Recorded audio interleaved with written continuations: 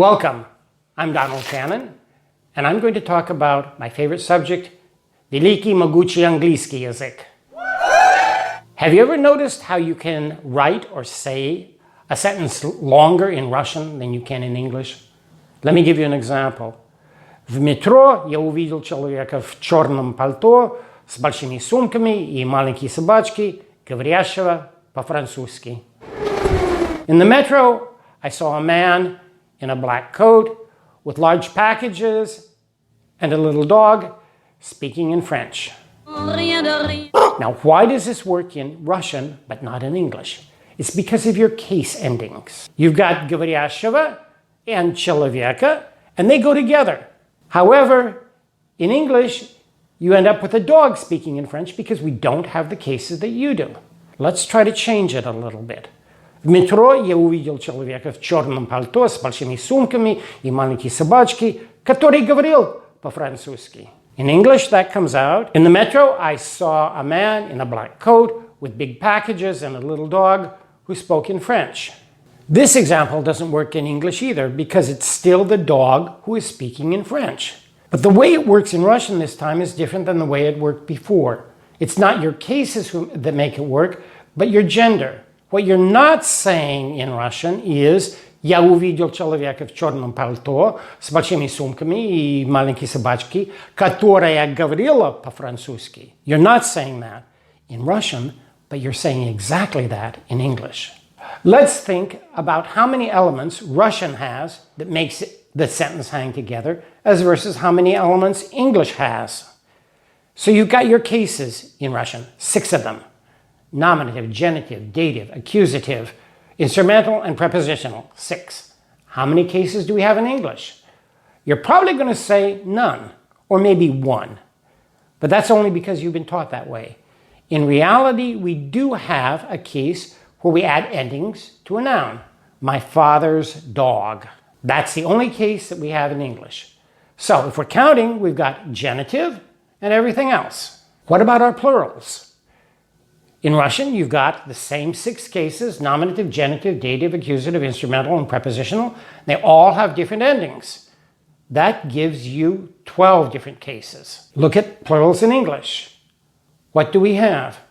We have genitive and everything else, or only 4 different cases. So if we're keeping score on the football scorecard, we've got Russia 36, USA 4. What this means is that in Russian, we've got 36 different possible points where we can hang all of the elements in our sentence on. Let's call these points hooks, крючки, just like what you hang your coat on. In English, we've only got 4, and that's why the dog always comes out speaking in French. But our 4 English hooks aren't as strong as the Russian ones. Only genitive nouns take endings. Genitive adjectives don't. That means you can't say something like «Я увидел человека с маленькой собачкой, говорящего по-французски». I saw a man with a dog speaking in French.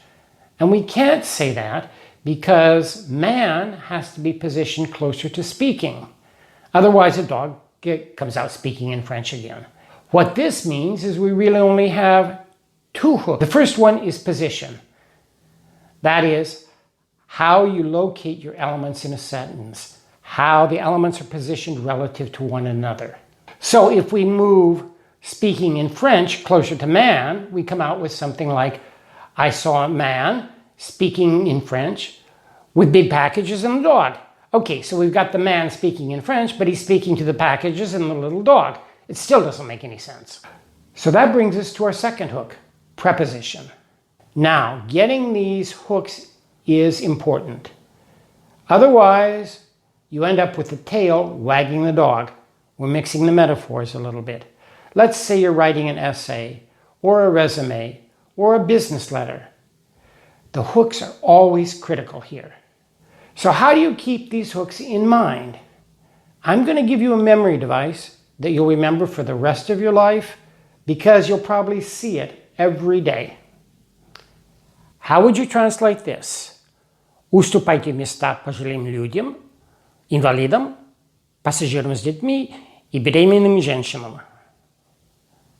I'll give you some clues. Уступайте места, give up your seat. Пожилой, elderly. Инвалиды, disabled persons. Беременная, pregnant. Chances are you came up with something like this.